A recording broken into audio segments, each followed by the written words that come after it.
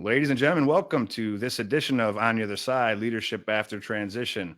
Hope all is well with you tonight on this Thursday evening, wherever you may be. I say Thursday evening, but I actually know that folks watch this in Germany, which is really nice. So it's kind of late there, but hey, if you're up watching, I appreciate you because I really appreciate all your support. Today we have a very special guest, and I say special only because I've been hounding her for years. Not really. It's only been a couple months, but it hasn't been hounding. It's just been scheduling, right? So we worked it out, and I get to bring her on today. So I'm going to bring her on. Miss Melissa Washington, how are you today? I'm doing great here in California. Thank you. How's that? So what part of California are you in there today? So I live near Sacramento up in Northern California. Well, it depends Northern upon who you ask if it's Northern California. So yes, but I'm in Sacramento. Sacramento. That's nice. So I got a bunch of buddies out in San Francisco right now, and they keep trying to bring me out there. And as much as I like the Bay Area, I've been out a few times. I truly like Southern California. I like the San Diego area. It's pleasing to me. Yes, San Diego's a beautiful area, and I was fortunate enough to be stationed there at one time. So it is beautiful. Outstanding. So good. Well, now that we got that, and you said you were stationed there one time. Let's get into who Melissa Washington is. So give me a little bit of story of how you came into the military, or what made you come into the military. Kind of give me that I was raised and then I got in. So go ahead.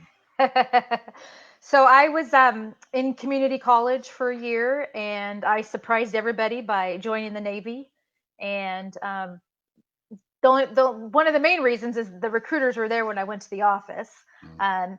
And then when I passed by the Marine Corps office, they had that pull-up bar, and I knew I wasn't going to pass that there. So yeah, so I joined the Navy, and this was during Desert Storm time back in 1991, and Okay. also the famous tailhook incident in the Navy. Yep. And went to boot camp in Orlando, which is no longer there. Mm. And from there, I went to my A school in Meridian, Mississippi.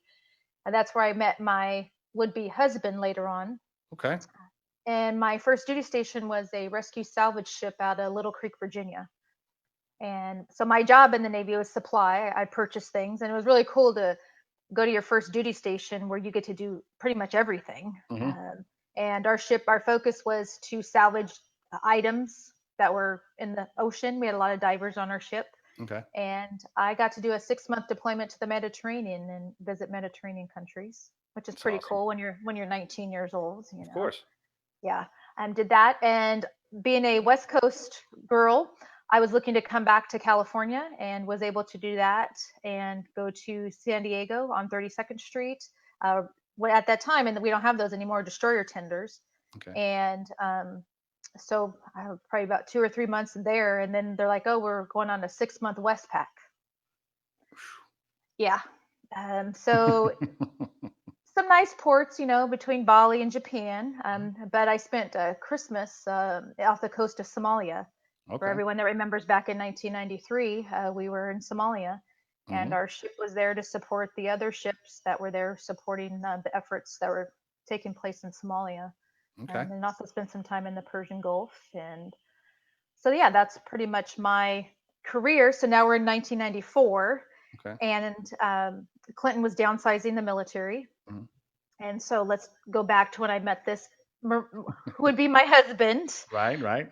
So I had, when I met him, we kind of went our separate ways. Hmm. And he said, "Hey, I'm a lifer." I mean, he, grew up wanting to be a Marine, and I saw so many people in the military have those marriages where it just didn't work. Yep. And I'm like, well, you know what? I have an opportunity to get out. Let me get out. So I did. I got out, and 30 days later, I became a Marine Corps wife. And 30 days later, he deployed. Go figure, right? Right. And that was Right. 24 years ago. Wow. Well, congratulations. That's awesome. Wow. Yes. So that was my transition. Yeah. Literally walking off the ship, and Hmm. then going from, getting my pink reserve ID card, because I did reserves, Right. and then, then getting my dependent ID card, Right. Right. and then becoming part of the Marine Corps spouse, the life of being a Marine Corps wife Okay. there in San So Diego. one thing I think is great, and that's everybody knows that supply is the people to be friends with, right? I mean, that's if Absolutely. you don't know anybody else, know the supply people, right? They're going to That's get right. you taken care of. That's interesting. So, understanding that you were young you went from the West Coast, and you see all those states and places that you were at, right? You got to travel. Then you got to go to the Mediterranean. Then you got to go to the Asia. But being off the coast of Somalia, uh, you know what? I apologize. I don't know if you can hear that in the background. So I'm at my house, and my daughter is like 3, and my wife is chasing her, which is humorous to me at the same time frustrating. But anyhow, It's moving okay. on. No, you're okay because I'm surprised my cat hasn't jumped up here yet. So you're good. Look, have your cat do that. I'll have my daughter do it. We'll act like it was planned, and it'll be a great situation. But anyhow, um, but it's really interesting when you take when you're young like that, right? I mean, I had the opportunity at 19 years old, and I went to Korea, and it's when I talk to friends from home, right? Uh, they couldn't imagine, being just somewhere else. Like, I mean, I'm from Buffalo, New York, so someone going from Buffalo to Florida, that's like the natural, that's the vacation spot. But you're Hmm. telling them I'm in Japan, or I'm in Korea, or I'm in Germany, and you say all these exotic places. And this was all early on in your career. How did did you ever have those conversations with friends that you were growing up with that like, hey, I'm over here now, and they're just amazed at all the places that you've been going? Oh, absolutely. I mean, especially when I was in the Mediterranean, we, went to Turkey, and here I am, you're going to some of these countries where I'm blonde hair, blue eye, Mhm. a communist country, and then going to Bulgaria. We went to Bulgaria, and of course we went to the ports that people know, Venice, Italy, and to Spain, and to Mhm. Portugal, and then going on the East Coast, having to go into Jabba Ali, and in the Persian Gulf, total different um, experience there, and having to experience that, and a little bit of a culture shock. Yeah, most definitely. I could imagine. I mean, I don't know if I've ever looked at it like that, but I would. But now that I think of it, it is. I mean, if you can't, I don't have any hair, but I was blonde haired and blue eyed too, Yeah. and going around in those areas, culturally, it was kind of it's kind of weird. I mean, it truly. We just got along because we'd always go in groups of people, and it was just. But yeah, I mean, definitely. I looking back, I was. I loved my time overseas, and it was definitely a different experience, right? Oh, it's different for all of us, and especially so. My the last ship I was on, it was the Love Boat in Desert Storm, not when I was on it, because we've got the women and other things are happening. Right, So when you right, so when you pull into port, and if you have carrier or other ones, they don't have any at that time. Women weren't on those ships yet, right. so it's like, oh, here comes a ship with the women. But Mhm. you're right, it's all about being in groups. Yeah. And that's interesting because you served at a different time than I did. And it's really, I mean, even I came in 97, and we won't talk about that so much because that would, we'd be here for hours. I'm really interested in how it's changed so much. And I mean, even when in 97, things were much different than they are today. Uh, it's a great thing. And I love to see the growth of a community, of a society, of a culture. It's been really an amazing journey in that aspect. So let's kind of go into the transition. So you did talk about becoming a spouse right away. So that was kind of I don't want to say it's easy, but you went from doing Navy stuff, being a sailor, and now you're a spouse. Your husband deploys. When you did decide to get out, were you looking for employment? What were you looking for life after the Navy? I was, well, of course, looking for employment, Mhm. and able to, and luckily I was able to do that, several weeks, months prior to that. And this is how old I am. This is when you faxed resumes, and Right. you had to get the newspaper, and find a job. Mhm. So, I was able to transition into a position, and I always like to share this story because it's quite funny. So my first job out of the Navy was a floor cleaning company, and they sold janitorial supplies. Mhm. Now, the only reason that I got the job, and there were other, so I was only women, the others were guys, is because I knew how to strip and wax a deck. Go I figure, kid you right? not, Yeah. because in the Navy, that's what we did. I Yeah. mean, now they do it differently, but we stripped it. You got a Mhm. steel woolly, were Mhm. down there, and you put the wax on, and you had your floor machine. Mhm. So I was able to sell floor products, floor machines, and cleaner because I knew how to do it. And those are my transferable skills. Right. The only ones, right? No, no, but Hey. but it's really interesting because that's what we all like. We make jokes in the Army. When you look at an Army uniform, you see all the badges, the skill tabs, whether they're airborne or whatever it may be. But you look at almost any private around the Army, they've always talked about the mop bucket and the mop head or something, because if you couldn't do anything else, you certainly could clean a floor, right? Absolutely, absolutely. So that was my transition Mhm. experience. And of course, then my husband was gone for the 6 month deployment, and Yep. then transitioned to that. And of course, he did several other deployments Yeah. after that. But and one of the things too, and I always like to share with people is I didn't consider myself a veteran when I got out. Mm. Um, we talk, yeah, I was in the military, and at that time when I thought of a veteran, I thought of my dad. I mean, my dad was in Vietnam, he was in combat, he Yeah. that's a veteran. Mm. And I really didn't embrace that. I used my benefits. I went back to school and I got my bachelor's degree, Right. but really like embracing it. Mhm. That really wasn't there at that time. It's funny because when I would go to work in corporate America, they'd always have those things, or tell us something we don't know or can't figure out about you, or tell us, three things, and one is the truth and two is not. Right. And I'd always say the military, and nobody would believe me. They're like, "Oh, you don't look like you've been in the military." Well, what am Right. I supposed to look like? Uh, What does that look like, right? right? Yeah, absolutely. Mm. So that was part of a transition too, as part of my personal transition of Right. being a veteran too, but then also trying to fit into a community where I didn't look like I'm supposed to look like. Right. It's an identity change, a little bit of shift. I mean, and it's really interesting you say that, to the look. Uh, as I've traveled around over the past year, and I don't know if I don't look like it or whatnot, but I know that if I say I'm in the Army, people say, "Oh, okay," I mean, they believe it. I mean, there's no I'm bald. I mean, I have facial hair, so that might detract from it. But most most guys get out and they're like, "I'm going to grow a huge beard," and all that good stuff. I didn't want it to be huge. I just wanted to have some facial hair. I never had it in my life. Right. When I joined, I couldn't even grow facial hair. So, but the thing is, I've heard of, when I talk to a lot of female veterans, right? That's some of the things that, I mean, I actually done a lot of speaking to female veterans to understand a little bit of what are the nuances of transition for them, and what are the things, and that's actually one of those things that is prominent, is I don't look like a veteran, and people don't believe me when I say it, and it's no one's questioned it, I mean, for me. So I don't relate to that, and it's just really interesting that you had just brought it up. Yep. And one of the other things too, and I see this as I'm speaking now to more women veterans on a daily basis, and I look back to my time when I transitioned out of the military, and I even think about when I was interviewing, and even like clothes that I would wear, I was still like into uniform. I mean, I had my black slacks and my black jacket, and you think I was going to go interview at the FBI or something. It was just, but it was still that uniform thing. It's and I always like to tell women it's okay to loosen up the bun now, because Yeah. we're always so used to just keeping it Mhm. tight up there. Yeah. And it's okay to add color to your interview clothes and your other clothes. I mean, you look at you, you've got your nice, bright green on, and it's okay.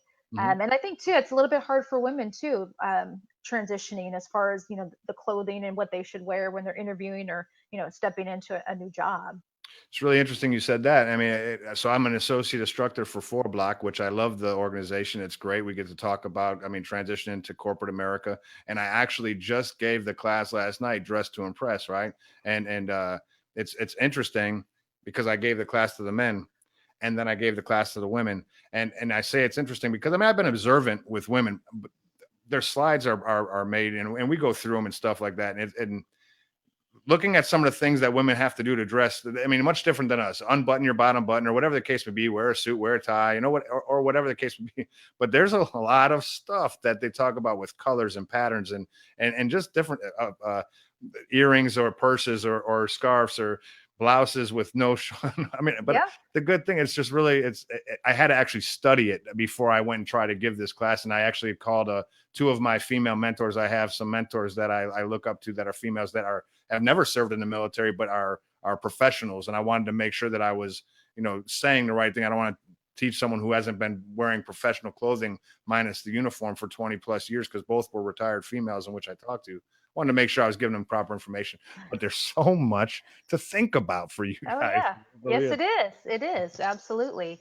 And then having the right person sharing that with them, because they may not have you, they may Mhm. have someone else. So it's just, uh, and again, I know, we'll get into the organization I started, and that's why I feel it's so prevalent to have the organization that I started when it comes to even to those types of things as well. Right, right. Well, so let's do that. Let's not get right into the organization because that organization isn't 1994-ish, right? So we're moving through some time. So Right. you're working at different places. You're being a spouse, so you're moving around. I mean, every couple of years, you guys are. I mean, the Marines don't move around so frequently. I mean, it's what about every 4 or 5 years they're heading out, or Yeah, and we were fortunate to stay in Southern California the whole because time. yeah. Good for him. Hey, he's got that. That's awesome. Yes. Good for him. Well, good. So well, then that actually that's very beneficial because you could actually place some roots. Kind of understand the community a little bit. You've been there a while, so you got to learn the area a lot, and that's good. Got to be known around your neighborhood, but you're not just that the community itself. So Yep. No, and so that did work out. So we were in San Diego, and then he went on recruiting duty for a few years to Los Angeles. So we were in Southern California still, but we still had to move, yep, and yep. that's a whole different duty, recruiting duty, honestly. And so having that, and then going back to San Diego, so we have those different where we moved around a little Mhm. bit, but it's still in Southern California. Right, right. It's And still unfortunately, a lot of what I did, I got to work virtually from companies, okay.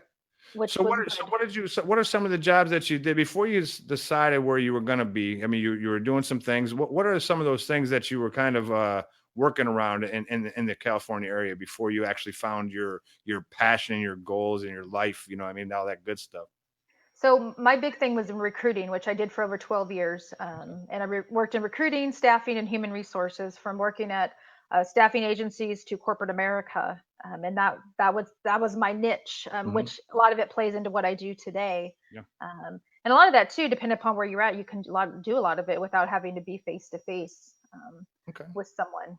But that Out- was my thing. Outstanding. So now one day you wake up and say, you know what, I'm going to do something different. I've just decided that after all this time, 12 years is long enough. I'm done. I want to do something more. How did that come to your mind to decide to go do something different? So you're talking about the starting a women veterans group, or you're talking about even before that? But Before well, that. well, before that, so actually, I always say, there are stepping stones in our life. And if we think about all these things that have been put in front of us and we've brought us to what we do today. Right. Um, so back in 2008, my company offered me a position which relocated us to Sacramento from San Diego. My husband's going to retire in a couple years. Mm. And so we all remember 2008, the economy was just, I mean, it Yep. was going. So 2009, I get laid off. I was in a leadership position and got cut. Best thing that could ever happen to me. Awesome. Uh, but I had to live through it. I had to, I mean, hit bottom, Yeah. really. And the thing was, so it's 2009. I just moved to Sacramento. I only knew about 5 people. Mm. So I had no network built. All my network was in SoCal, Mm. and it's Sacramento. I mean, they're just the opportunities here are like zip, Yeah. nothing. So it's like, okay, what do I do? How do I get back on my feet? How do I find opportunity? So I got involved with a job seekers group. And one of the topics for this group was how to use social media to find a job. Mm. So now we're in 2010, 8 years ago. They're talking about LinkedIn, Facebook, and Twitter. And I was under 40 at that time. Okay. And I knew a little bit about social media. I've been on LinkedIn for a long time, or not a long time, but as an early adopter. Hmm. So I started holding LinkedIn workshops at my house. I would invite job seekers over. Hmm. They'd come up to my dining room table. If they had a laptop, they'd bring it over, and I'd set up a little monitor, and I would show them for about 2 hours how they can effectively utilize LinkedIn to find their next job. Wow. So all of 2010, I don't like to say unemployed because it has such a negative connotation, because it'd be like, okay, what's the matter with you? Why couldn't you find a job? But Right. Right. Right. trust me, I was going to informational interviews. I was networking. I'm telling you, there's so many people I met when I was unemployed. I mean, I built my network. That's how Right. a lot of people know me in this area. Is I built that network. I would go to events, and then I just created this persona, which ended up being called the LinkedIn Maven, because someone had introduced me as a LinkedIn Maven. And so that's what I was doing. I was just trying to help people. And it's also helping me at the time as well, because I'm able to take stuff that I know to be able to share with other people. Um, so, and when I say rock bottom, it's financial. I mean, we were about to lose our house. It was just Mm. one of those things where, you couldn't refinance your house because you had too much debt and you didn't have enough money. So it's like, okay. And then my husband finally, he retired, got a job, but he had to take a pay cut. So it was just one of those, but we survived. Right. Right. Right. We made it through. And I don't mean to interrupt you, but I yeah, think I just want to make a comment to the 2010 timeframe when you're talking about LinkedIn, and you look at where we are in 2018. It's really awesome how I mean I don't want to say the ground floor, but 2010 is kind of the ground floor of LinkedIn. I mean, it was just kind of getting out. I mean, it's huge now. Look where we've come. I mean, and the fact that you were able to, be smart enough to say, "Hey, let me do this," because you are smart enough. I'll be honest with you. I retired last September. LinkedIn, I got a LinkedIn account in 16. Didn't put a picture up, didn't do anything with it because LinkedIn was a nice idea for a guy in the military, but it didn't help me with my evaluations. It didn't help me with my promotions, my awards. It didn't help me counsel soldiers. So there was no benefit to LinkedIn. Well, there was. I just was not aware of what that benefit was. Last year, I really started getting involved in LinkedIn.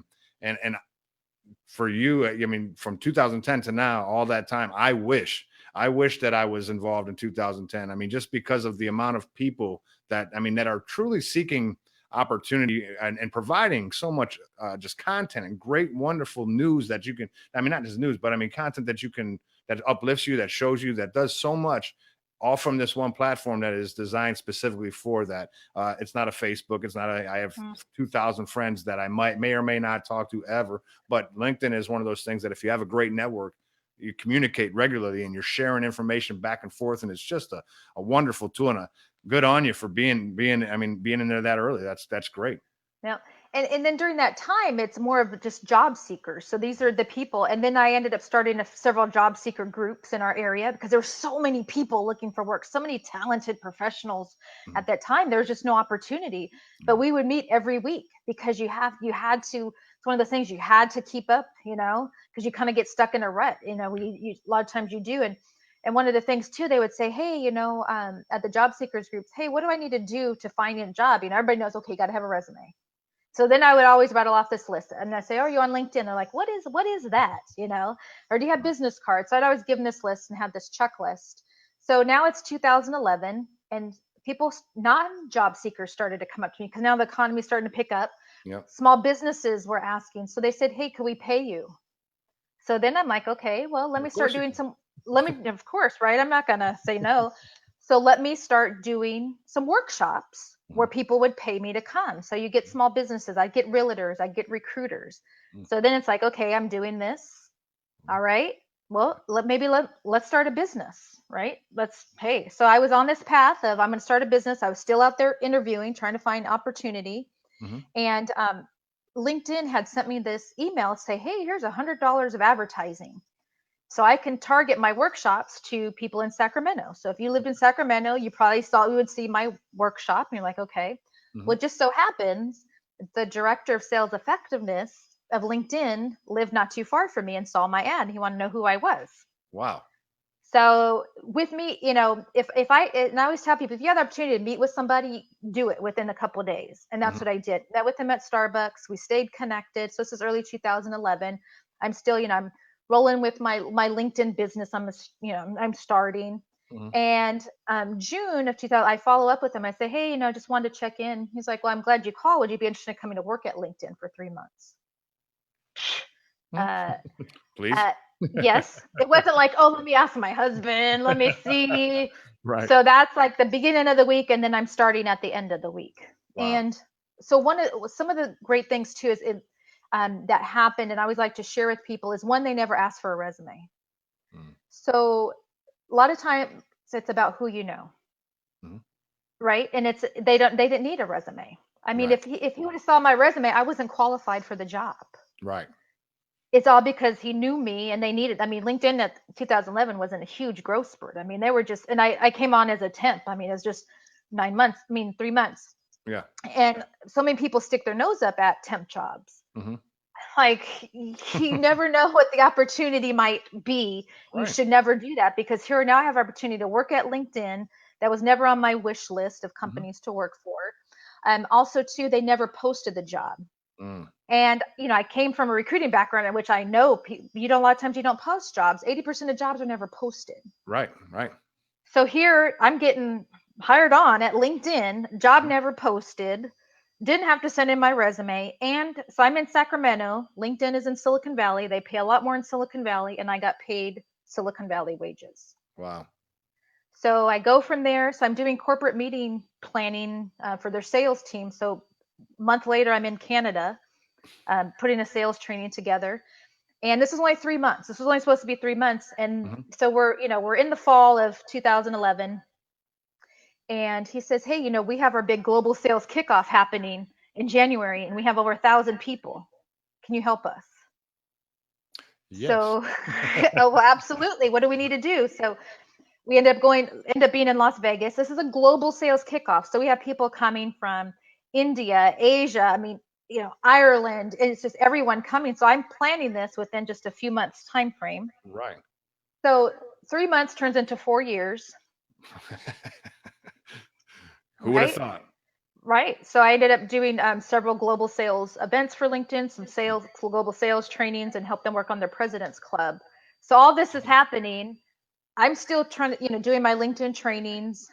Of course, I did approach LinkedIn. It wasn't their business model, which is fine because I get to teach LinkedIn the way I want to teach it. Right.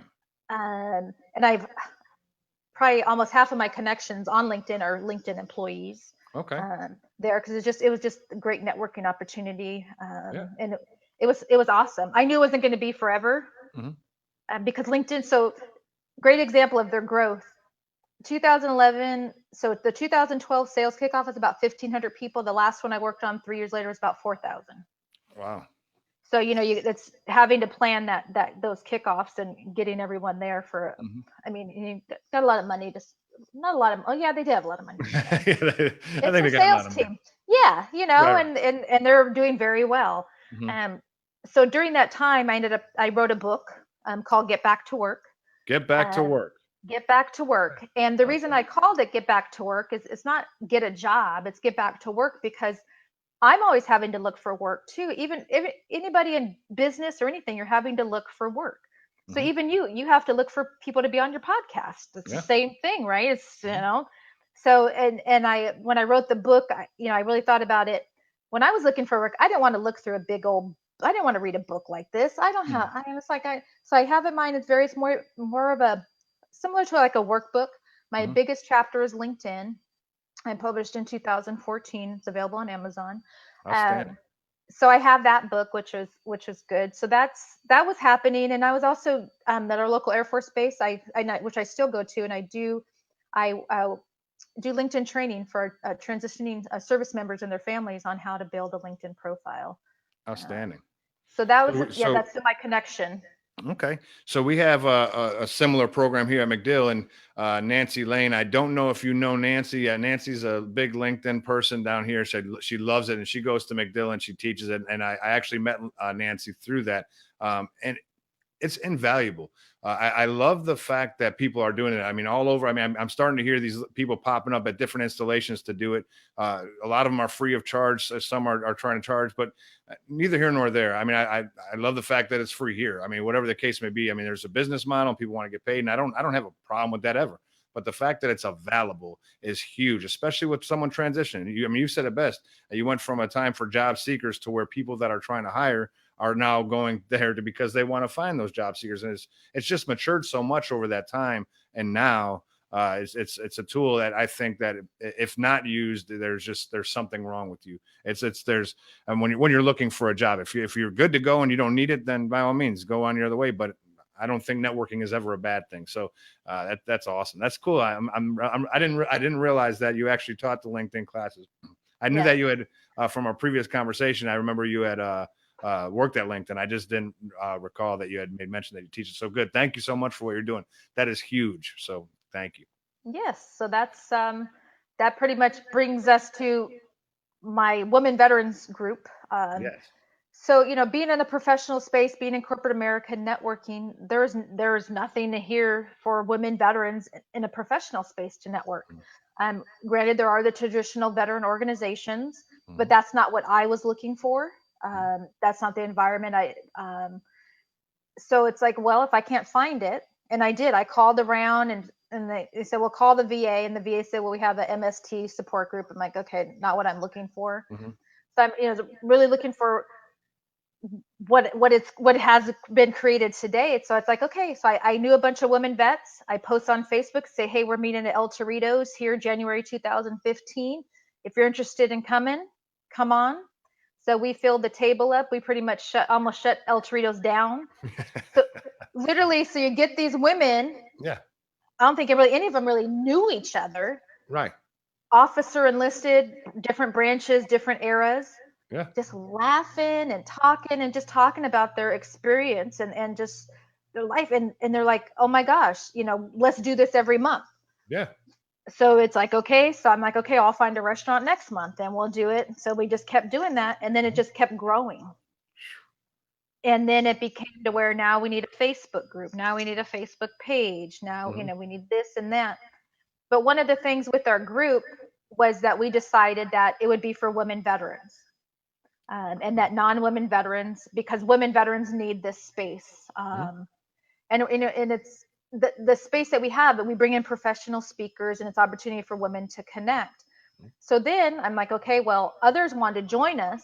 How can we do that? So I started Mix and Mingles. So every quarter, open to the public. Usually we have entertainment, food, and drinks, and just opportunity for the community to get to know women veterans, and women veterans get to know the community. I had no idea it would be what it is today.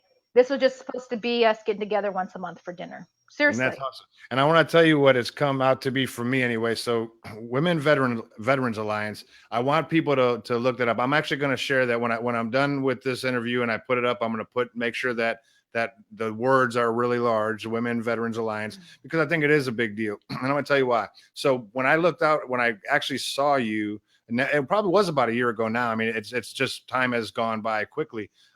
There was something on LinkedIn. I saw it and I kind of clicked on it. It was your profile. It said Women Veterans Alliance. Went to your website, and what was amazing to me a year ago, excuse me, is that you had a calendar on there. There was stuff that was filled in here and there. It wasn't. I mean, it was busy. You guys looked like you were doing stuff, and I was like, wow, they're doing stuff. And I started looking. It's not just in California. There's a couple other places that was made mention. So I started looking around, and it's not just in one spot. It's kind of grown. I went back on your calendar about 2 months ago, and it is packed. And I was really impressed that it's you guys. I mean, just in a year. I mean, I don't know where you're planning to go with it. You guys have so much going on. There's job fairs. There's things that you're talking about. I mean, you were on. Oh, by the way, I'm going to throw it out there. I don't know if anybody knows. I feel famous now only because I've got to interview people that have been on Fox News and stuff, but you were on Dr. Phil, right? So Yeah. I feel that if you gave Dr. Phil your time and now you're giving it to me, I feel like I'm on the Dr. Phil level, even if I'm not. For this moment, I sure am. But you've been doing a lot. You've been getting around and putting out the word, and I just think what your program is awesome. So I want people to go to it. I think it's www. Women's Veterans Alliance.org. .org or .com. You don't even need that. Just type in women veterans in Google, and I guarantee you our site's going to come up. Right up there. Good. You do that and go on and just check it out. There's just so much. And by the way, I mean, I know I made mention that I had friends in California. I do have a lot of friends in California. There's a couple that are on right now, but males and females. And I just think it's great. We have, there's other women organizations. But I tell you, just as I look, I mean, one of my, I don't even know if she's knows I'm a mentor or she's my mentor, but she's someone that's very important in this area, very prominent, a female veteran, former Army First Arm, and she's part of a bunch of different groups, none in which she would call her own. But Valerie Ellis Lavin is down here, and I told her about your organization, and she said, "Oh yeah, and there's people here that probably love to hear something like that. If we wanted to extend it out this way, if we wanted to move it over, if we wanted to grow, or just to learn, and I would love to connect you with some folks because." As I look at through your website, it says join us or learn more or whatever. You start drilling into it and you just see the things and how many lives you're impacting. It's amazing. So tell me what that feels like. I mean, tell me for you as something in which you thought about understanding that veteran is a very general term, right? And to me, I don't think anything veteran is too relevant. I don't mean it negatively, but there's many different veterans, very different types, cultures, races, genders. And I think that when you do something like you've done, you really put a focus on some of the needs that aren't so well discussed because, well, they're just not. This is what we're going to do. Throw a blanket over top of it. And all of you can try to find where you fit in this place. And it's not so easy, but what you've done is something spectacular. So tell me how that feels. Well, I mean, it feels amazing. I mean, that's it. When it finally came to me, the realization that I'm here to serve, and I wake up every morning that I'm here to serve these women. Again, it's those stepping stones, all these things that I've done, these networks that I've built, these connections that I can connect other women to, my experience, I can pass that along to them. Um, and my and if we talk about military experience, I talk to, I don't know how many women each day, but understanding and hearing their stories and understanding their experience. And okay, so now I understand, okay, this was their experience, especially too, if you look at a lot of 9/11 vets, women have been in combat, so their experience is a lot different than mine, Right. but we have that common thread. Yeah. So how can I help women that have had a different experience than me, which I want to help all women. But one of the things too is I learned early on is I can't be all encompassing. Right. You have to really take, I can't, in my wheelhouse is career and professional. That is my wheelhouse. I have to stay in my wheelhouse. Yep. So with that, there's also other components, the women better, we have healthcare, we have, PTS, we have MST. I can't be the be all, but I want to be able to connect these women to those resources and have good resources for women. And if we need to make a change, let me help be that voice for that change. Right. So, when I speak to people, it's not about my experience, it's about a collective experience. Right. And how can I share those stories with people that don't understand or forget that women are serving? We've been in combat, and those are the stories that I like to share. I want to, and I have been their voice. I have been making that change for women. And again, also too, and I think this is a veteran thing too, is that broken piece and that pity piece. We need to sweep that along, right? It's over It's there. it's Yep. it's not. And how can we share this about women as far as their leadership capabilities, their service? And if you look at women, how we continue to serve after we get out of the military, how we're using our education benefits more than our male counterparts. There's so many great things that women are doing, and a lot of it, we're so invisible. And I always like to talk about how we're the invisible warrior, because when we're in the military, we might be the only woman in our unit, so you're visible, like everyone knows that, okay, there she is. Yep. Now she comes back into the community and she's invisible. She's not connecting. And I think too that this is even for men too, the isolation feeling, that disconnect. That's part of the reintegration. So Right. what we've become, and again, this is all evolving. I mean, I tell people this is I didn't think of this 3 years ago. It evolves each day. Right. And Right. it evolves based upon the need. So you have that piece, but also you have a business aspect too. And I tell people, well, this is a startup business. I mean, Right. you have to look at it that way, because if I don't, I wouldn't be here where I am today if I didn't look at it. Okay, this is a business, but stuff comes from the heart. But we Yeah. also know too that you got to have the money to keep it going. Of course. So again, how can we help women with that reintegration piece? The VA's not the answer, and I think too. Everybody says, "Oh, just go to the VA." It's easy. Okay, Easy to right? say, right? Not easy to do. So when you send a woman to the VA and she's never been to the VA before and she needs help with the job, I mean, that's not the right place to send her. So what we've become is that hub. So let's, as women are getting ready to get out, reintegrate, or they've been out for 10, 20 years, let us be that hub and connect you, whether it's with your sisters or with resources. That's what we've become. It's awesome. And again, continuing evolving. And I love what I do, meeting new people. I'm always out there all the time. Now we're friends on Facebook, so you're going to see everywhere I'm at. Some people say, "Is there two of you?" Like, no, it's just me. Well, that's good. Well, I'm looking forward to it. So I tell you, through what you were saying, it's really interesting. You talk about the one word you didn't use, but I know that it's a word that is used often, is value, right? You talk about the value of a human, the value of a veteran, the value of a woman veteran. A lot of times when we go through, just to job fairs, and a female I had spoke to, I would tell you, I probably wasn't the best leader of soldiers ever, right? But I loved my soldiers, and I didn't care male or female. I really cared about their well-being. I was fortunate enough to have a lot of female soldiers come in and confide in me in certain things. But the one thing that I knew for certain was it wasn't the same way they would. Like I had a lot of peers that were female, like first sergeants and whatnot, and they would talk to them in a different way. And I was thankful for that. Like I never wanted to pass the buck and say, hey, go talk to her, you know, but at the end of the day, I know what I know, and I'm trying to give you from a very unbiased, this is what I'm thinking type perspective. You need to go and speak here, right? That person right there is going to help you from that other perspective, because that's something that you can relate to.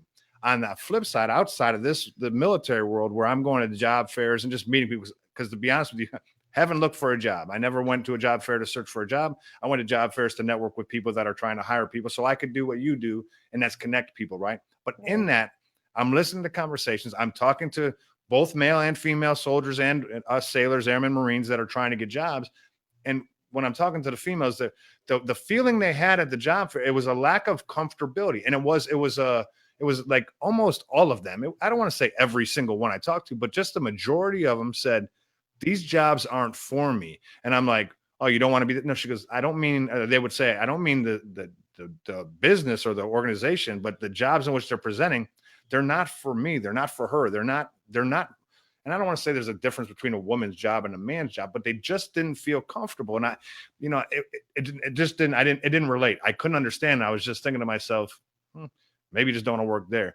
But through more conversation, I just understood that the presentation to them about the job, the way they were looking for them to, they weren't putting them in a position to be successful, if I could say it that way, because that's how they felt. I don't know if that's how it was, but that's just how they felt. So when I heard about what you're doing, and I saw that you're doing things to actually bring that to light, the career advice, the things like that, it's important to know that, and also to give them that idea.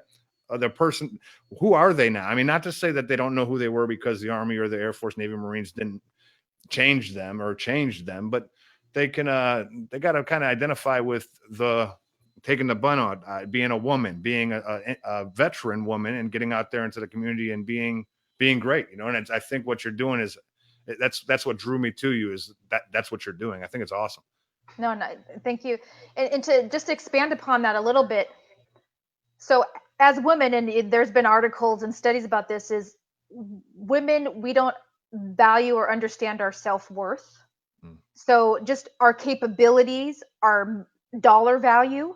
It's like one of those, and if you've ever read articles about, it's like, oh, that, you know, you see the job description, but like, you know, oh, geez, hey, I could do all that. Yeah. I'm gonna apply right now. You know, and then a woman goes and she's like, oh, I don't know if I can do that, you know. So it's that doubting piece.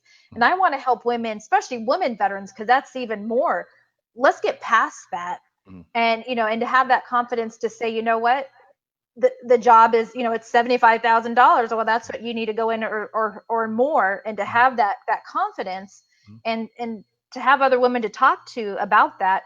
But my thing is too, is getting people connected to recruiters. Yeah. And I am so surprised companies aren't pounding my door.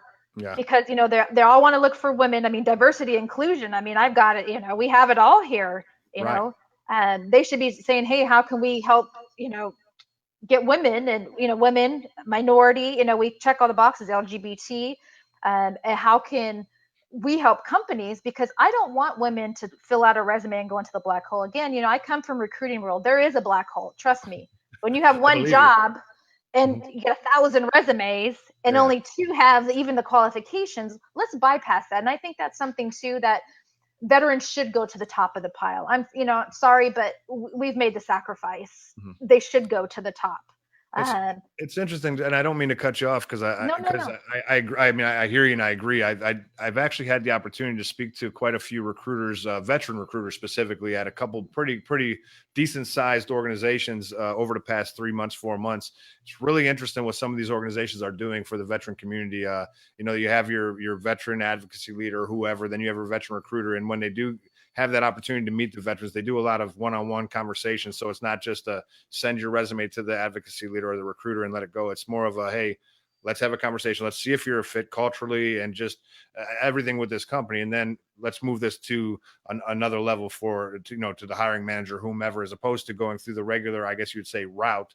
It Yep. doesn't take that same path, which is positive. Now, don't get me wrong. There's still a black hole. I mean, that's the one thing. And I would, not being a recruiter, not actually ever experiencing the resume process in that manner, because I gave my resume directly uh, to people that were looking at me to either get a job or not, right? So I didn't have to go through that process. But constant uh, Facebook message or posts about, I sent a resume, didn't even get a phone call. Thank you for not giving me a phone call. And I see them all the time on different veteran groups, on different, LinkedIn pages, and just, hey, I mean, I saw actually a LinkedIn article that said, hey, recruiter, just please reply. And it's interesting, but you kind of said something, and maybe that has something to do with it not being a recruiter. If you got one job or whatever the case may be, one job and 1,000 applicants, would it be very difficult for a recruiter to take their time to go and call the 999 folks that didn't get the job? I'm not saying, is that realistic? What is the expectation? No. And maybe I just don't see that happening. And because that they have more people to try to hire for a different job. So it's just one of those things. But anyhow, so continue. I didn't mean to interrupt you. I just No, really no, thought it no. was interesting as you said that. No, so that's what I'm looking to, strengthen those relationships, not just with, corporate America, but also too, if you look at women veterans, we get into working, federal government, the state. So it was interesting, or great stories. One of our meetings, we had a new woman that came in, and we all go around and announce. And I say, hey, if you have a business, promote it. If you're looking for a job, say it. Mm-hmm. So this one lady said, I want to work for the state. Well, guess what? There's 3 women at that table that work for the state. And they're like, okay, what are you looking for? We're there because that's what we do. Yeah. And it was just amazing how it just happened. It wasn't like somebody had asked for permission, or is this something we do? You just jump in and you do it because that's your sister. That's someone that you truly want to help. That's And awesome. that's what we're creating. And then, too, just in our chapters, but online, we have Facebook groups, Mm-hmm. on Instagram, we have our own app. And then I have our Unconference, which is coming up in 2 weeks. It's our fourth Unconference. It's a So 3-day tell me, weekend. tell me about that. So just so you know, I've seen it. I've seen it at the Unconference. So explain that to me. The Unconference. Yes. So the reason I called it the Unconference is because it's not a typical conference. I've spoken at a lot of conferences. I planned a lot of conferences, and a lot of times it's a conference, right? You listen to the keynote, you go into some breakout sessions, you may walk around exhibitors, pick up some goodies, some candy, Mm-hmm. right? And you go out at night and have some drinks with people and network, and you take a bag full of homeless stuff. Yep. Okay, that's great. Mm-hmm. So how can I take that and add more? So we do have that, the exhibitors, but what else can we bring in for our women veterans? We're such a large demographic and very diverse with that. So with the Unconference, we have a kids daycare. I feel that is a huge barrier for women Yeah. just in general to attend things because it's easy to say, I don't have anybody to watch the Yeah. kids. Yeah. Or my husband's traveling, or it's not just a single mom issue. It's a woman thing, It's like, or I don't want to be away from my babies, and and they're 12 and 13, but it's okay. Yeah. Um, Right. Right. Well, here, I'll tell you what. You can take. I got 4. You can take them all. No, I'm there you go. So let's provide that for her. kidding. So that's what we have. So they, you can drop your kids off. They're there in the same hotel.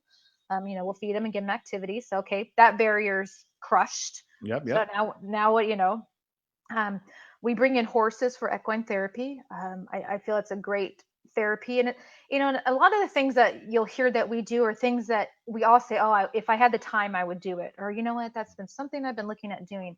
I want to bring all that for her there so she can experience it, and that's something she can take back to when she goes home. As Mhm. our unconference, it's a destination unconference. It's, even though it's in California, it's not a California conference. We have women coming from all over the U.S. Okay. So it's bringing these things here that she can experience here. She can experience getting a massage, aromatherapy, Reiki. She can look at the different treatments that are out there. We have a new clothing boutique, and that's what makes ours very unique. I don't particularly care to have hand-me-downs to give to women vets. I think I feel we need to have new clothing for women. So we actually have a couple clothing companies that donate new clothing, Okay. which we have stylists there, so that she'll help you get the right clothing, and that even goes back to, again, that transition. It's like Yeah, making sure you definitely. have something that's appropriate for your body Yeah. type there. And I also do individual coaching. We all go to, when you go to conferences and you stand there and you talk to the person sitting behind the 6 foot table, and then you have other people mulling around. I want to give women an opportunity to speak one on one. So we bring in business coaches. So if you have a business idea, even if it's on a napkin or a piece of paper, or maybe it's your business and you want to expand it, I want to sit you down with a business coach. Awesome. We bring in recruiters. If you got a resume, hey, bring it in. Talk to them.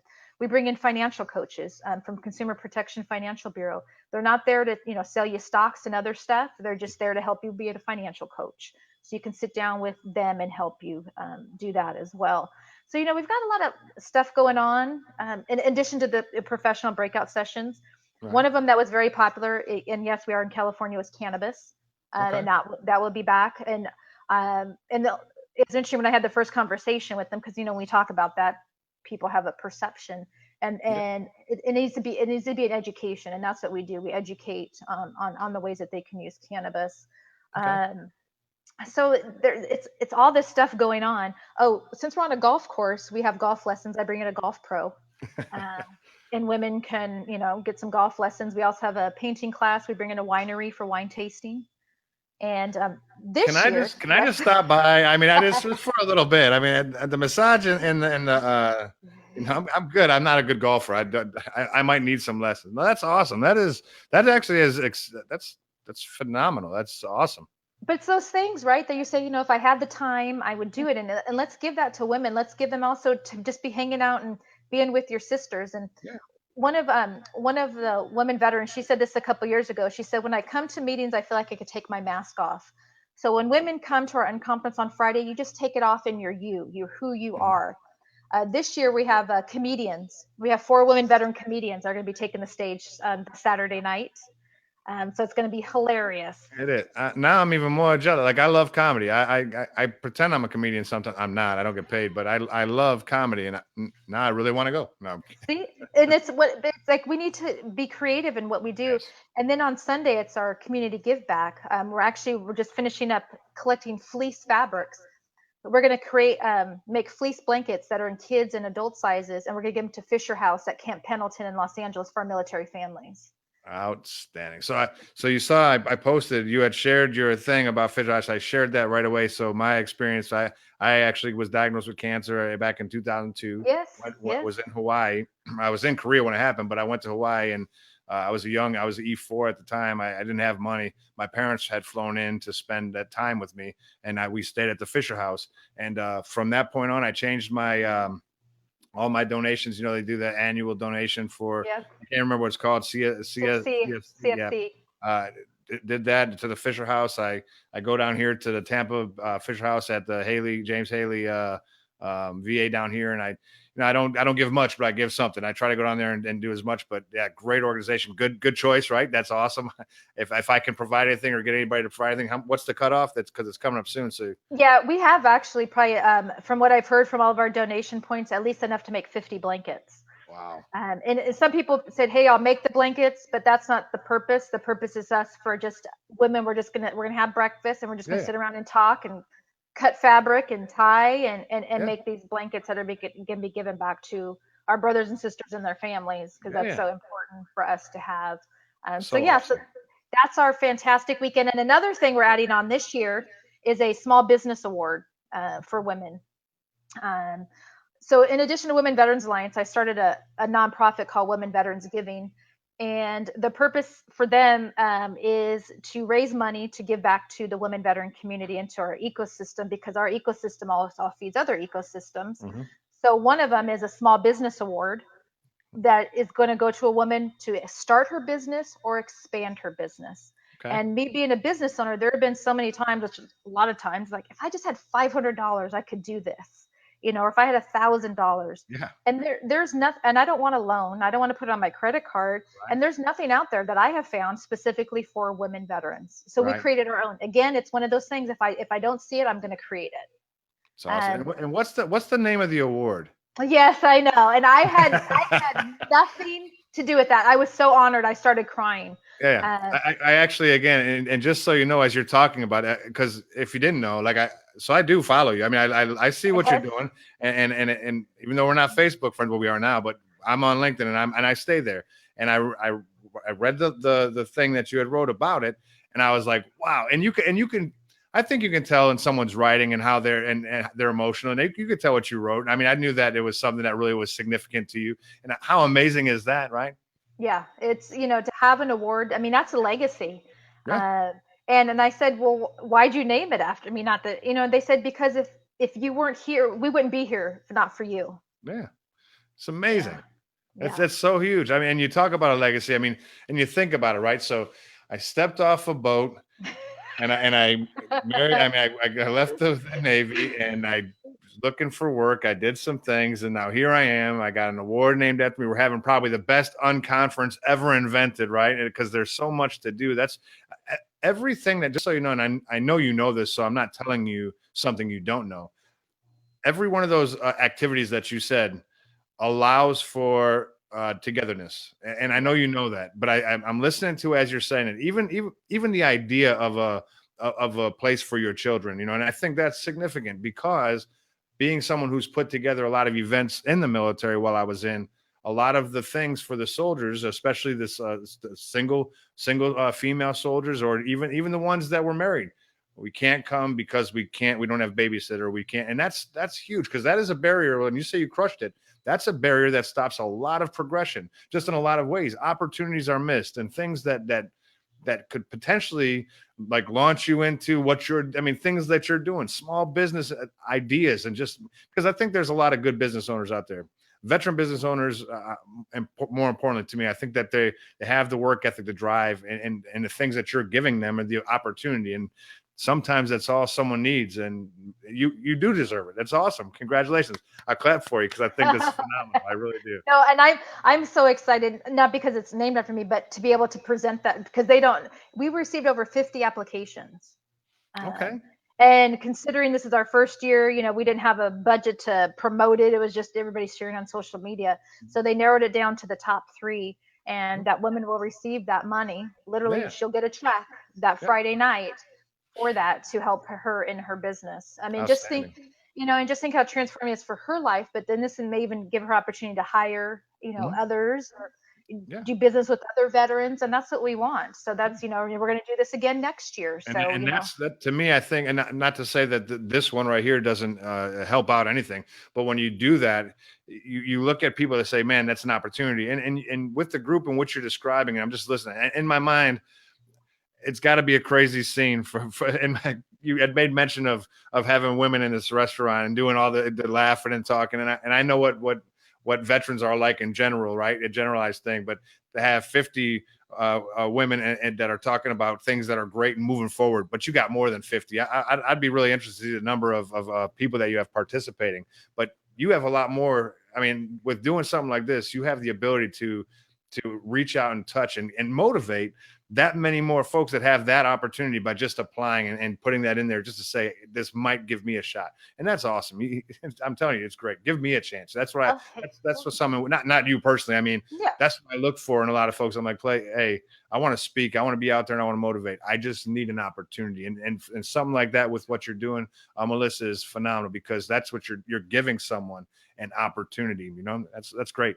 Absolutely. And there's so much room for more people. It's like, I don't need to hog the stage. I want to be able to infuse other women and give them the tools, and give them and again, that opportunity. Let me help you. Let me open a door for you. Mhm. There have been some people that open doors. A lot of them I had to kick in myself, but Yeah. that's okay. But let me help you get where you need to be.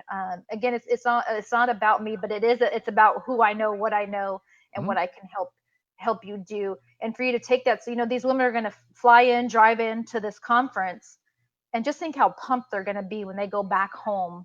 They're going Yeah. to be a different person, just from 3 days It's of that. awesome. And we want to continue that, getting on our social media. How can we make change in our community? You may not even need to start a group, but Mhm. what are things that you can do in your community to make change? Because I've made a lot of change here in Sacramento the last 3 years. Even in Mhm. California, it's like, how can we make how can we make change? And you can't wait for somebody else to do it. That's You right. know, if, you say, oh, how, I want this to come to my city, or why isn't somebody doing it? Well, you should ask, how can this come to your city? Because Hmm. I can share with you how. And we need people like you, Jeffrey. We need people, seriously, we Yeah. need non-women veterans, because we need to come together. And especially with our brothers at arms. I mean, it's and I know we have to say women and men, but it is, but we have to come together. And we do events too. We did an event a couple months ago at a gun club with another organization. It was men and women, That's and it awesome. was, I wasn't there, but I saw the pictures because I was something else. But it was just one of those things too. But when you get men and women veterans together, just shooting the stuff, Oh yeah. I know Yeah. we're on. I don't know. I don't want to get you deleted or censored because I might say that word. Oh, you'll be just fine. But we need that too. So again, it's not just about women. It's also Mhm. about us having that community and having that strength, having us that veteran strength too, and showing how strong we are. Without a And doubt. that's what it is, and having that, showing our skills and leadership. And one quick thing, and I know we're done, almost done, but the city of Sacramento, the Veterans Day Parade, we are partnering with them as Okay. their theme is women veterans. We've walked in the parade Perfect. 2 years. Now we're going to have a float, and it's going to be focused on women veterans. We That's need awesome. that in other communities. And again, it's one of those So things. so let me ask you that. So right now, how many chapters nationwide do you have at this point? So physical chapters 7 in California. Okay. We're semi quasi started one in Iowa, and in West Virginia they're going to start one next month, which I'll probably Okay. be flying out there for that one. So it's now another thing, just real quick. Mhm. Again, you don't have to be Women Veterans Alliance. If you go to our website, we also have an allies directory that I put together that Okay. also shares other women veteran organizations out there as well. Because Outstanding. again, we need a collective resource spot to say, okay, I'm in Texas, where do I go? Or I'm in Georgia. We have different groups that are on there. Again, it's not about us. I mean, it's how Right. can we bring everybody together and help each other. They may not have a budget to do these things, so let me help promote you. Let me use my social media and my internet presence that we have to help you, because you're going to help another sister out. That's so awesome. I mean, that really is good. Well, I'm here to help out my sisters too. So I will share all your stuff. I'll make sure I put it everywhere. I mean, because it is, there's so much value in it. And I know you know that. And it's great to see. And it's not been a long time, you know. And, I mean, 3 years, I'm sure that initially it was the idea to get into a business to move forward, as opposed to meeting with a bunch of women. At first it was just, this is an idea, but now as we start to grow there's some work involved in that. But I think when you're doing what you love doing, and I think that just it really gets exciting, because it's fun. I mean, you get to see the growth, and you're looking at it and saying, I'm going to start a chapter in West Virginia. Come on. I mean, how cool is that? I mean, I mean, that's I think that's just a great thing. I but really it's do. but it's women taking initiative, so it's not me saying, hey, I want Yeah. to start. It's the women saying, hey, how do I start a chapter? It's Here. not like, why Yeah. isn't there one? How Mhm. do I do this? Yeah. Well, let's do this together. And also, I always like to have a disclaimer: if you're a man or a spouse and you call me, I'm still going to help you. So it's not like, that's our, Yeah. I'm not going to say click, Mhm. because I do get people call me that are not women veterans. It might be, like I said, spouses or male veterans, because I Mhm. have a lot of information and I want to share. I want to help people.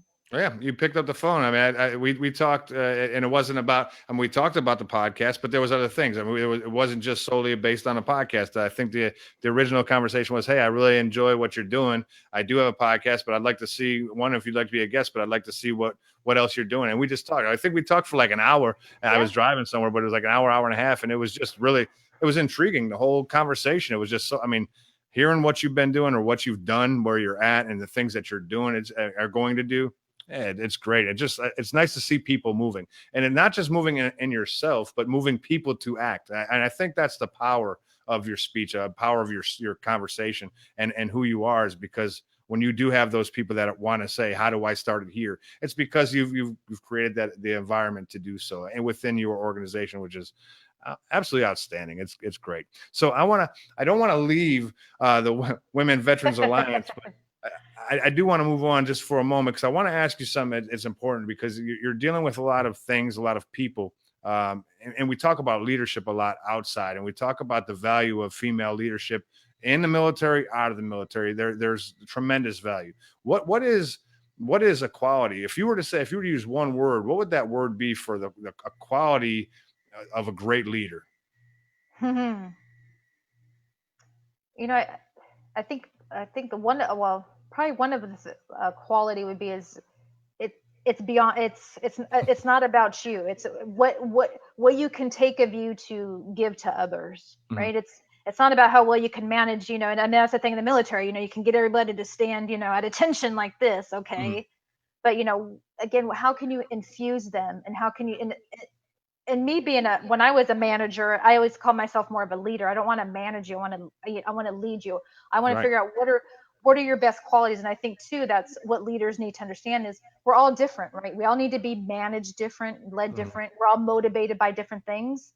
And understand, if you can understand the different things that motivate your people, or understand them, Mhm. you can get them to follow you, to want it to, they say, I want to work with you. Yeah.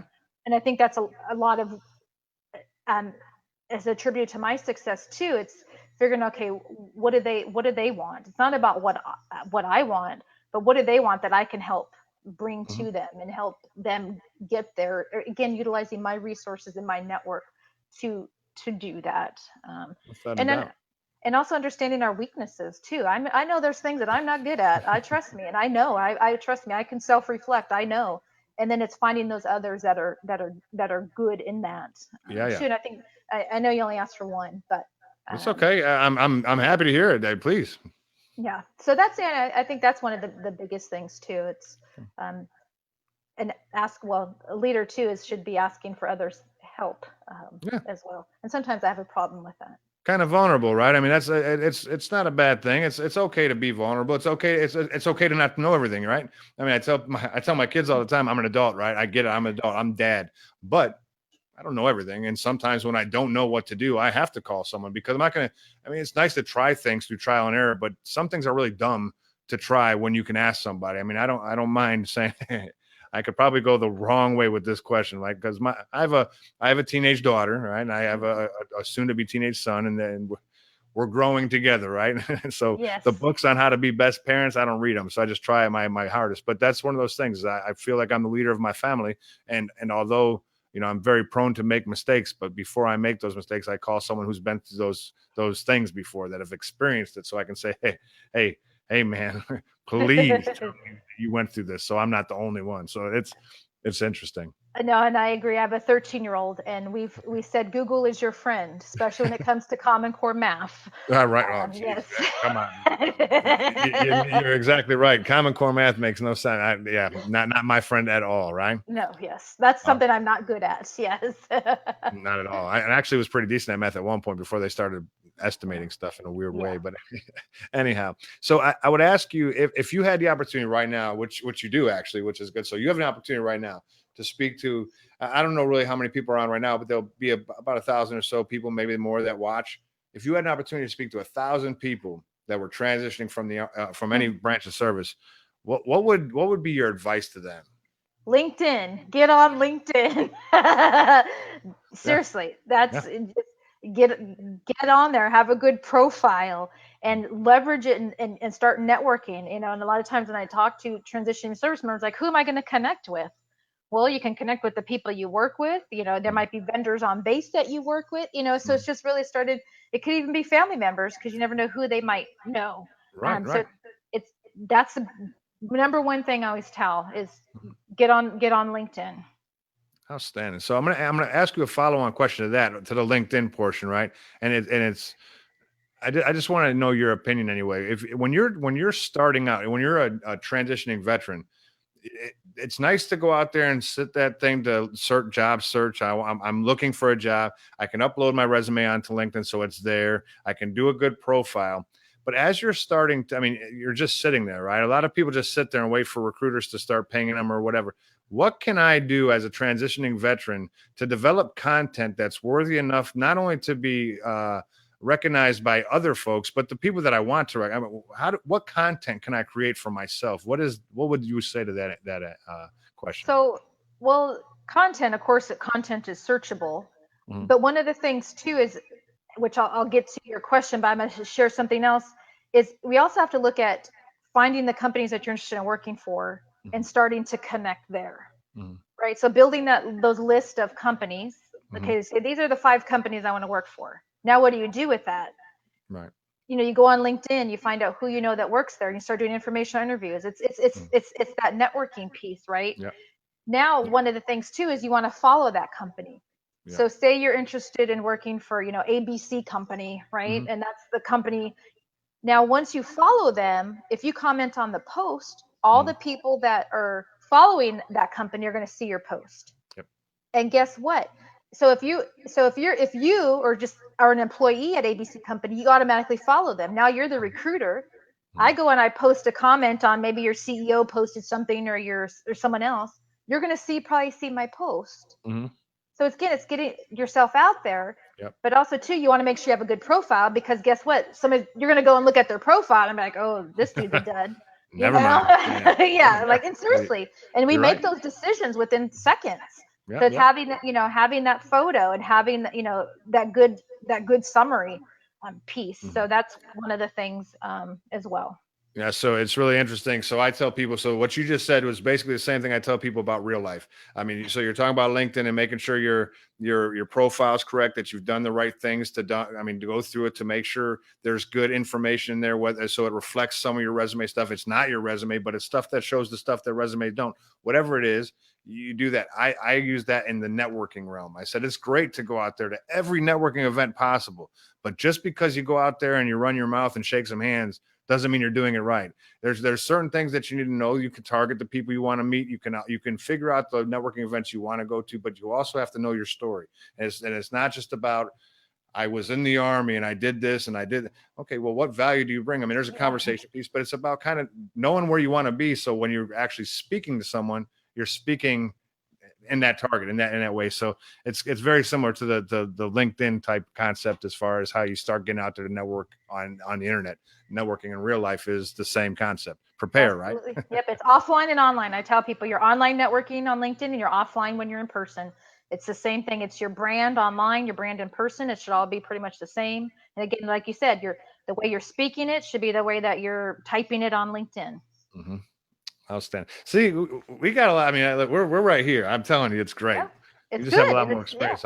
I'm catching. I'm gonna catch you. No, I'm just running. I'm you still could you running. could get my book. Yeah. Oh, I'm going to. I'm telling you, I'm not kidding when I say it. I'm going to put a bunch of stuff up there. So, what I would like you to do, right, is send me the link. If you could send me a link from onto Facebook, wherever you're at, I'll take that and share it.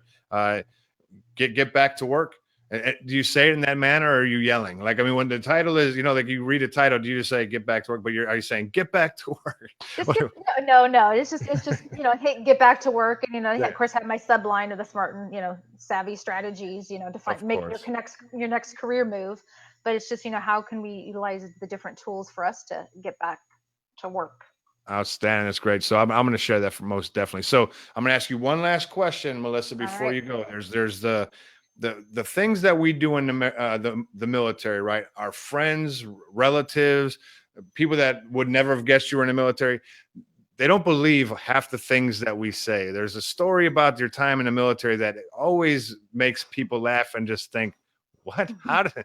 No way. So I'd ask you to give us one of those, you can't make this stuff up stories, or this, what I mean, just what happened in your time in the military you can think back that says, this is crazy. Let me share it. Well, so on and I don't know if I'm sure they probably still do this, but when I was on the destroyer tender and we pulled into the Persian Gulf, we had beer on the pier. So we had storerooms on the ship, and they were offloading the beer from the ship to the pier for 25 cents, I think it was. So you could Mm-hmm. buy beer. So you literally you walk off the ship, Mm-hmm. there's the beer, Mm-hmm. and then they'd bring vendors in like KFC and, like, I don't know, Pizza Hut or some other ones, but it was weird. You're in the middle of a desert, Yeah. literally, and your ship is pulled in, you're drinking beer, Yep. you know, Mm-hmm. and it was very interesting. Yeah. Yeah.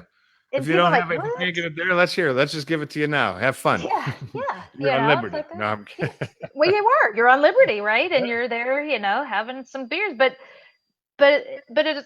I don't say it's a requirement, but a lot of it's needed. I mean, you're stressed. I mean, especially when we were in Somalia. I mean, we're there for a few weeks, just anchored off the coast. Looking Right. at, that's what you saw. You just looked at the helicopters coming in and the Mhm. coast of Somalia. Yeah. And just you got to get out there and just.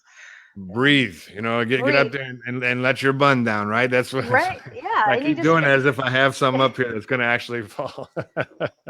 you do. And I think that's so important too for our military members, and is for them to have that R&R or those care packages I mean, right. We all loved when we got the care packages Oh or when yeah. so-and-so got, or as our rack mate or someone like, oh, we got a package, and they're like, what'd you get? And everybody's Yeah. like going around. Oh yeah. Um, We'd always say, "What did we get?" Like when someone else got something, we'd say, "What did we get?" Because we're going to share it. And they've got, no matter, mom made me this, or my wife sent me that, or my husband sent me. It doesn't matter. Whatever was in that box, it's a group thing. We're taking it all. it is, and it could be in crumbs. It could be the nastiest cookie you've ever eaten. I mean, you just did it. So I'm going to leave you with one last funny thing, and Okay. this was before DVDs. These were video, VHS tapes. Hmm. Um, so my dad would record All My Children, which is the soap opera at that time, Right. and he would mail it to me.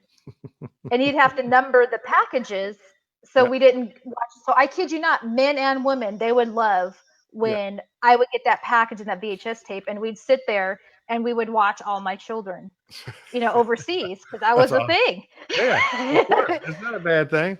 No, it's like, oh, and then you get it in the wrong order, and you'd be waiting. They're like, okay, when's the video coming? So we can. I mean, now everything's on internet. Again, this was Right. pre-cell phone time too. So, Without a doubt. Without a doubt. And fun, that's so funny because fun. you talk about All My Children, as that's what everybody watched. I'll tell you, I was a youngin', but my brother, he watched General Hospital. Now my brother, he's 9 years older than me, right? So I was a kid and he was watching General Hospital, and I think, and I'm not too certain, but I think he still watches General Hospital if it's still on. I mean, No, I don't think so. Yeah, they changed all that stuff, but it's just one of those things that you look forward to, and right. and to let people know today too. We still have troops overseas. We're still doing that, and those things are important. They are. To Yeah, them. I got to tell you, it's interesting. And I only want to share this only because it just happened probably about a month ago. I sent a very small a package to one of my former soldiers I had. Didn't even know he was overseas, but I sent him real something small. It was just really a letter. I just sent him just something to say, hey, it was 18 years ago when you were my soldier, and I haven't talked to you much. I mean, we're friends on Facebook. I see when he gets promoted, and I'll say congratulations. I saw when he had a baby. Congratulations. It's not a great relationship. I mean, as far as we're not best friends, but the fact that I seen that he just posted his address, so I knew in my mind that he sent it to his mom and dad or whatever, but he wanted somebody to write to him. So I did. And I'm waiting now for a letter because he said he'd write it, but he sent me an instant message on Facebook and said, unbelievable, can't believe I got this, and thank you so much. So it's just one of those things. You're right, it doesn't change through time. And JC Pearson, Justin, he's on, and he from up in the Pittsburgh, Pennsylvania area with GI Jobs and Victory. He wrote that was a huge morale booster overseas, getting those packages. And I got to tell you one more thing, Melissa. You said cookies crushed. That's something that everybody knows. But you'd eat them every. They were horrible, but you'd eat them now. That's really interesting. Yep. So I'm going to wrap it up now, but I want to tell you, truly, I thank you so much for your time. I'm glad that we finally got to do this because I'm just honored to know you. I'm honored to know what you're doing means something, and I want to tell you that what you're doing means something. I'm sure you know that, and I'm sure people tell you. I'm very proud that they got to name an award after you. I think that's an amazing accomplishment and a great legacy to leave. I think that what you're about and what you're doing over there, I'm behind you. Anything I can do to support, I will. I'll share all your stuff because I just believe that much in you. If there's something I can do here in Tampa, don't hesitate to ask. And I'm sure there's plenty of veteran women that are around here that would just love to hear the stories and see what you guys are doing and possibly create something like that around here. So thank you again for coming. Thank you so much for your time. No, well, thank you, and you've done it. I mean, you're exposing me to a wider audience. So I greatly appreciate that. Yeah, it's not like Dr. Phil though. I kind of no, And I'm I just was on a rerun. I got it twice this year. I got a rerun. Who can say you were in a rerun? I was in a rerun last month. It reran. outstanding. So you got, man, Dr. Phil, is he a good guy? He was very Yeah. nice. He- Yeah, he was. He seems like a good guy. I never met him. I just seen him on television, but you got to talk to him. I got to shake his hand. Yes, sit next to him. Yes. That's awesome. Good for you. Congratulations. So I will stay in touch with you. Send me the link to your book. Get back to work. And you can get it at Amazon. Yeah, it's on Amazon. Yep. All right. If anybody wants to get a hold of you, Melissa, what can they do to reach out to you on LinkedIn, or where do you prefer people to It doesn't connect? matter. LinkedIn, you can send me a Facebook tweet, Melissa at womenveteransalliance.org. And you can again just tweet or just Google women veterans, Google Melissa Washington. I guarantee I'm there. Oh, Just you're there. yeah, email, just Outstanding. whatever, And remember, I'm on West Coast time. A lot of times I get calls from the East Coast, so I'm not going to answer it. So yeah. At 8 o'clock in the morning. As a matter of fact, I think it was maybe 3 days ago. I was thinking about calling you. I was on my way to work. I was on my way to get something from work. I had to leave and get a drink from the gas station. It was 8:30, and I was thinking I'm going to call her real quick, but I thought, yeah, but probably I'll just wait till I get off work. It'll be a I yeah, appreciate good that. thing I didn't, right? So Good. anyway, thank you so much, Melissa, and we'll talk soon. Okay. All right. Thank you. Outstanding. Bye. Ladies and gentlemen, y'all have a good evening, and we'll see you next time on the other side.